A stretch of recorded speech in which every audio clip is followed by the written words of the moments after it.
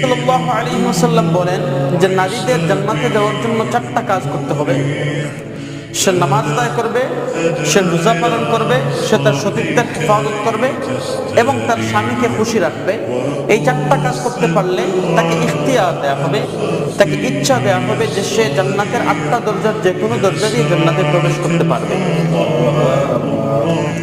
নবী করিম সাল্লাল্লাহু আলাইহি ওয়াসাল্লাম তিরমিজি শরীফের হাদিসে বলেন, এই হাদিসটা খুব মনোযোগ দিয়ে শুনেন, মহিলারা যারা আছেন আপনারাও শুনেন।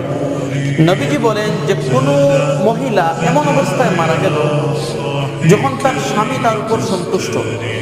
কোনো মহিলা এমন অবস্থায় ইন্তেকাল করলো, এমন অবস্থায় দুনিয়া থেকে বিদায় নিল যখন তার স্বামী তার উপরে খুশি, তার স্বামী তার উপর সন্তুষ্ট।